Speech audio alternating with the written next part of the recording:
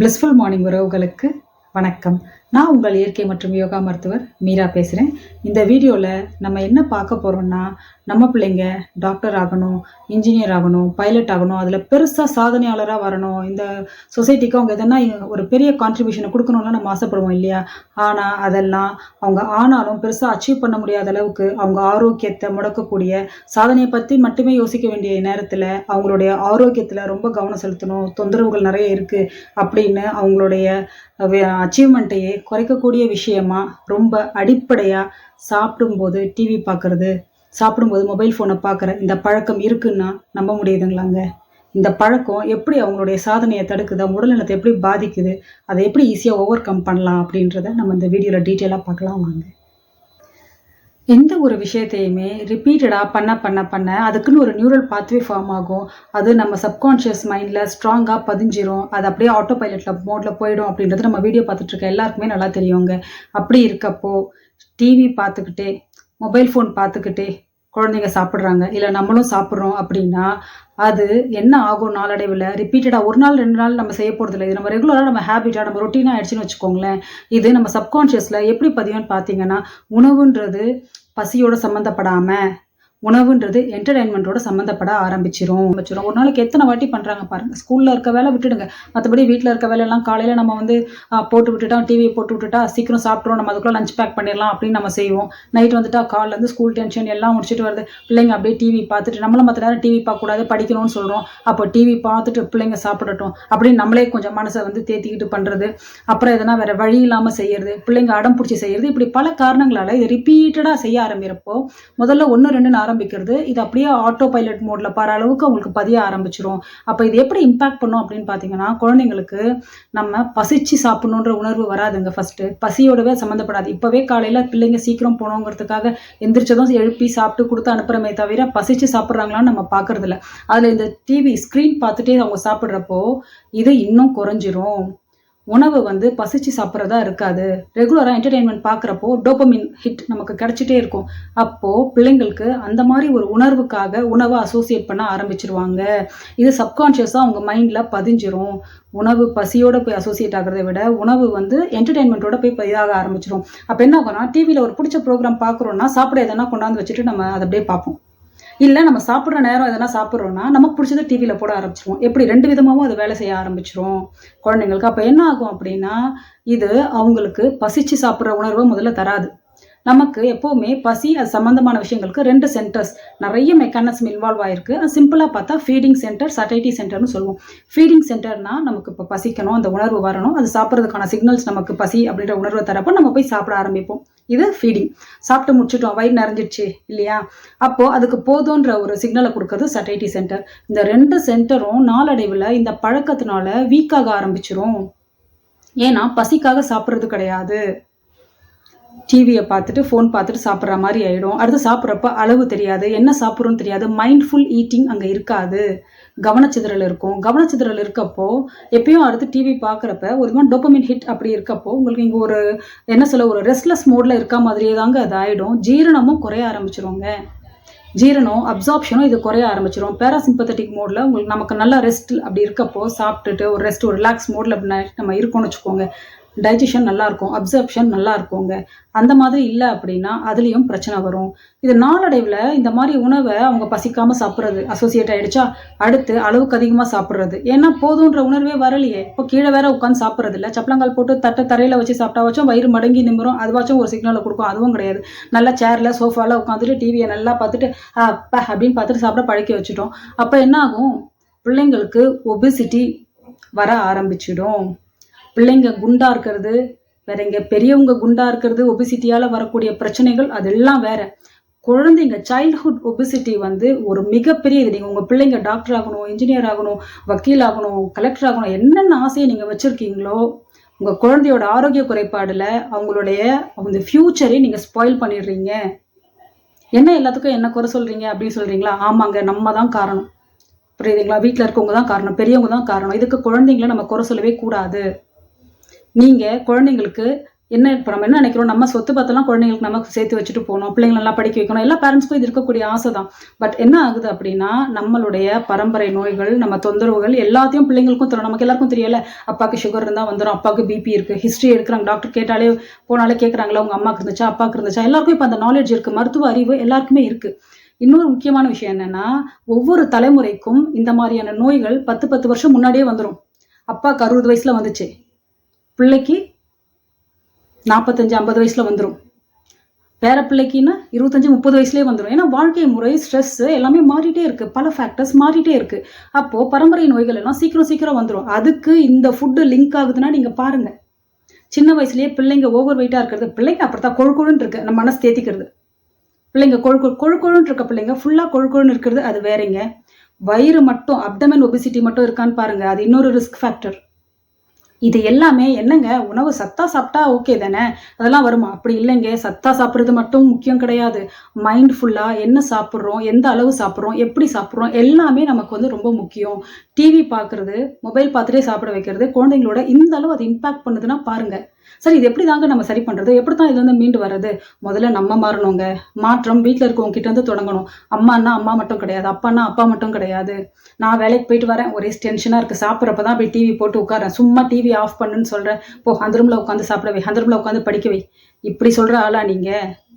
ரொம்ப கஷ்டங்க மாற்றம் வர்றது. பிள்ளைங்களுக்கு நீங்க நினைக்கிறீங்க அவ்வளோ ஆசைப்படலாம், பெஸ்ட் ஸ்கூல்ல சேர்க்கலாம், பெஸ்ட் கோச்சிங் பண்ணலாம், எல்லாம் பண்ணலாம், நாளைக்கு அவன் டாப்பரா வரலாம், படிக்கலாம், வேலைக்கு போகலாம். வேலைக்கு போய் 2-3 வருஷத்துல அந்த ஸ்ட்ரெஸ் இருக்குல்ல, வேலை பலு தாங்காம, ஏன்னா இப்ப அப்படித்தானே ஆயிடுச்சு வேலையெல்லாம், இந்த ஒர்க் லைஃப் பேலன்ஸ்ன்றது குறைஞ்சிருச்சு. அப்ப என்ன ஆகும்னா, கல்யாணமே செட்டில் ஆகிற நேரத்துக்கு அவனுக்கு பேஷண்ட் ஆயிடுவாங்க.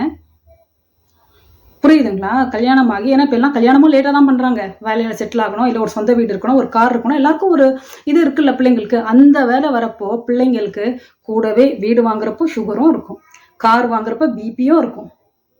நல்லா யோசிச்சு பாருங்க, உங்களை சுத்தி இருக்கவங்களை இப்பயே பாருங்க. இந்த தலைமுறையே 35-45 வயசுக்குள்ள இருக்க எல்லாருக்கும் ஏதோ ஒரு உடல் குறைபாடு இருக்கா இல்லையா பாருங்க. இந்த மாதிரி ஒரு ஆரோக்கிய குறைபாடு, சுகரோ பிபியோ கொலஸ்ட்ராலோ ஏதோ ஒன்று இருக்கு. நல்ல பழக்க வழக்கம் இருக்கோ இல்லையோ, குடிப்பழக்கம் புகைப்பழக்கம்லாம் இருக்கு, இல்ல நல்லா சாப்பிட்றது இருக்கு, ஆண்களா இருந்தாலும் பெண்களா இருந்தாலும் ஏதோ ஒரு தொந்தரவு இருக்கு. சுத்தி நீங்க பாருங்க.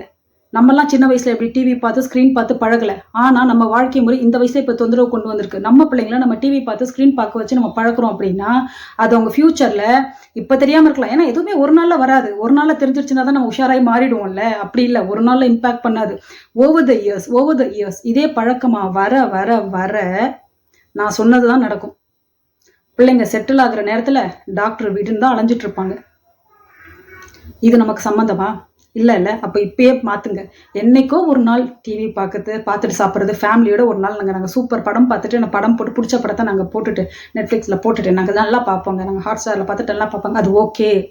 என்னைக்கோ ஒரு நாள் நடக்கிறது எக்ஸப்ஷன். ரொட்டீனில் நீங்கள் என்ன பண்ணுறீங்கன்றது தான் இம்பார்ட்டண்ட். ரொட்டீனில் நீங்கள் என்ன பண்ணுறீங்க? ஸோ வீட்டில் இருக்க யாருமே சாப்பிட்றப்ப டிவி போடாதீங்க. நாங்கள் இந்த சீரியல் போட்டுட்டு அந்த நேரத்துக்கு தாங்க நாங்கள் வீட்டில் சாப்பிடுவோம், இப்படி சொல்கிறவங்களெல்லாம் நான் பார்த்துருக்கேன்.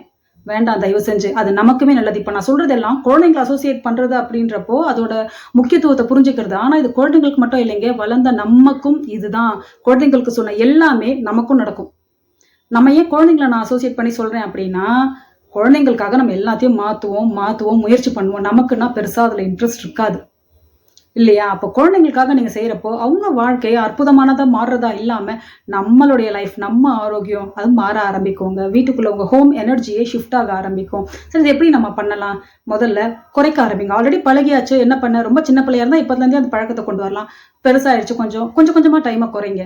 நடுவில் போடுற மாதிரி, சாப்பிட்டு கொஞ்சம் முடிக்கிறப்ப அப்படி போடுற மாதிரி ஏதோ ஒன்று. குழந்தைங்களை நம்ம சட்டு நம்ம இழுத்து பிடிச்சி அப்படியே நம்ம மிலிட்ரி ரூல்ஸை கொண்டு வர முடியாது. குழந்தைங்க ரொம்ப ரெபல்லியஸ் ஆயிடுவாங்க. அப்போது உணவோட உங்களை இன்வால்வ் பண்ணுங்க. உணவை ஃபஸ்ட்டு கொண்டாடுங்க. வீட்டில் உணவு செய்கிறப்ப என்ன வாசனை எப்படி வருது, என்ன கலர் இப்படி இருக்குது, என்ன இப்படி இருக்குது, உப்பு கொஞ்சம் இருவா இருக்கலாம், ஃபஸ்ட்டு உணவை குறை சொல்லாதீங்க. பெரியவங்களுக்கே நான் சொல்கிறேங்க, குழந்தைங்க இதை பார்த்து கற்றுக்குவாங்க.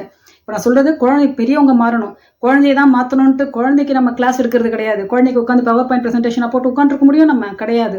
இன்னொரு முக்கியமான தொந்தரவு என்ன தெரியுங்களா? டிவி பார்த்துட்டே சாப்பிட்றப்போ பிள்ளைங்களுக்கு ஃபுட் இன்ஃப்ளூயன்ஸ் ஜாஸ்தி ஆகுது. ஏன்னா குழந்தைங்க பார்க்குற விஷயங்கள்ல எல்லாமே என்ன இருக்குது, நல்லா இந்த processed food, bakery items, baked items இதெல்லாம் தான் போதா. குழந்தைங்களோட ஃபுட் சாய்ஸ் மாறுது, அது அவங்க உணவை இன்ஃப்ளூயன்ஸ் பண்ணுது. அங்கே டிவியில் தெரியறது நம்ம தட்டில் இல்லை, இது நமக்கு வேணாம், அதுதான் எனக்கு வேணும். அடுத்து எங்கன்னா போகிறப்ப பார்த்தா தானா அது எடுக்கும். சூப்பர் மார்க்கெட் போகிறப்ப இப்படி இன்ஃப்ளூயன்ஸ் ஆகிற பிள்ளைங்களை நம்ம என்ன பண்ண முடியும்? முதல்ல இதுதாங்க. நம்ம வீட்டில் செய்கிற உணவை நம்ம ஃபஸ்ட்டு மதிக்கணும், கொண்டாடணும்.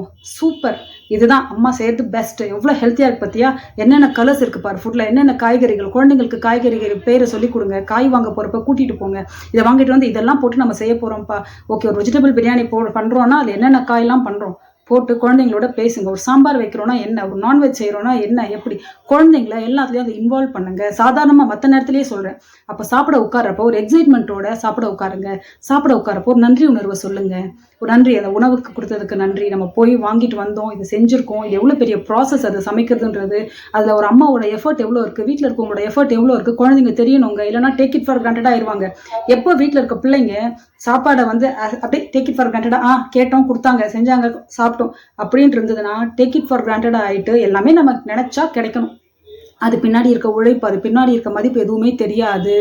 இதை உங்கள் வாழ்க்கையில் நன்றி உணர்வை குறைச்சிரும், அவங்களுக்கு தொந்தரவை கொண்டு வரும். புரியுதுங்களா? ஸோ அடிப்படையிலேருந்தே சாப்பிட்றது, தண்ணி குடிக்கிறது, தூங்குறது எல்லாமே ஒரு மைண்ட்ஃபுல்லாக நன்றி உணர்வோட சந்தோஷமாக கொண்டாடி நமக்கு அது எவ்வளோ முக்கியமான விஷயம் அப்படின்றத நம்ம செய்யணுங்க.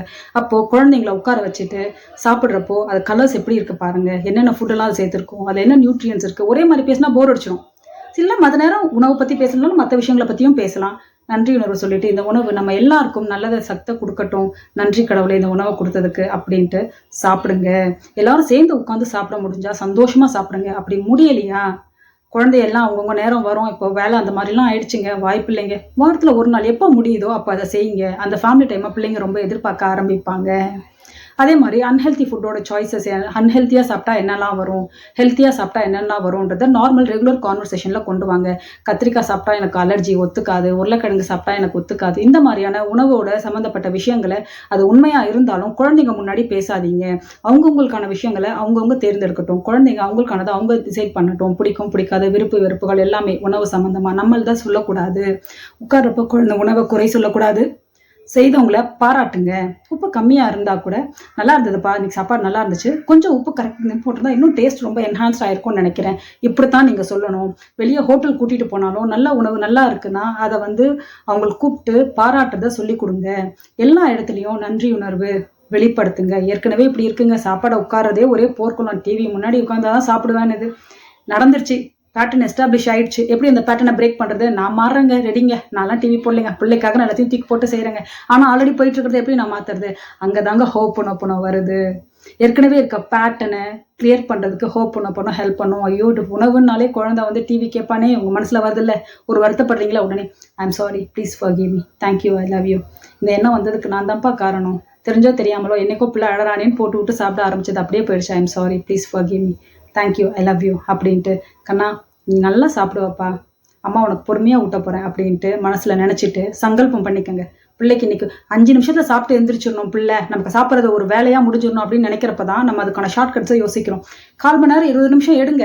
உங்கள் எல்லா இது வரைக்கும் இருக்க எல்லா ரொட்டீன் எல்லாத்தையும் போட்டு முடிங்க. இல்லைங்க, டைம் இல்லைங்க அப்படி சொல்லவே சொல்லாதீங்க. எல்லாருக்கும் 24 மணி நேரம் தான். நம்ம நாட்டு பிரதமருக்கும் 24 மணி நேரம் தான், எனக்கும் 24 மணி நேரம் தான், உங்களுக்கும் 24 மணி நேரம் தான். எதை எப்படி எதுக்காக யூஸ் பண்ணணும் அப்படின்றத நம்ம கையில் தான் இருக்குது. அப்போ என்ன பண்ணணும்? எல்லாத்தையும் விட்டுட்டு 20 நிமிஷம் பொறுமையாக சாப்பிட்லாம். ரொம்ப சின்ன பிள்ளைங்களா இருந்தால் பொம்மைங்களை வச்சுட்டு அது கூட சாப்பிட்ற மாதிரி, கொஞ்சம் பெரிய பிள்ளைங்களா இருந்தால் வேறு விதமான கான்வர்சேஷன், ஃபுட்டு, ஹெல்த், நியூட்ரிஷன் இந்த மாதிரி கொண்டு வாங்க. அவங்கவுங்க பிள்ளைங்களுக்குன்னு ஒரு இன்ட்ரெஸ்ட் இருக்கும். அந்த இன்ட்ரெஸ்டான விஷயத்த சாப்பிட்றப்போ டிஸ்கஸ் பண்ணுங்க. அப்புறம் சாப்பிடாம தானங்க, பேசாமல் தானங்க நம்ம சாப்பிட்ணும் அப்படின்ட்டு இருக்கல, அதை போக போக அடுத்த கட்டமாக அதை நம்ம பார்த்துக்கலாம். குழந்தைங்களுக்கு அது இன்னும் கொஞ்சம் வளர வளர மைண்ட்ஃபுல் ஈட்டிங் நம்ம கொண்டு வரலாம். இப்போ இம்மீடியட்டாக டிவிக்கு ஆல்டர்னேட்டிவாக ஒன்று கொடுக்கணும்ல, அதுக்காக இதை நீங்கள் கொண்டு வாங்க. வாயில் ஒரு தடவை வச்சுட்டோமா 20 தடவை மெல்லுங்க, அம்மா 20 சொல்லுவேன், அப்புறம் தான் நீ முழுங்கணும். அந்த மாதிரிலாம் சின்ன சின்ன கேம்ஸ் மாதிரி அதை கொண்டு வாங்க. ரெகுலராக மனசு சங்கடமாக இருக்கா இந்த உணவு விஷயத்தில், ஹோப்பனோ ரெகுலர் ப்ராக்டிஸ். அன்னன்னைக்கு வீட்டில் என்னென்ன பிரச்சனைகள் என்னென்ன வருதோ, குழந்தை சம்மந்தமாக மன வருத்தம் என்ன வருத்தம் நமக்குள்ளே தாங்க அதை சரி பண்ணுறோம்.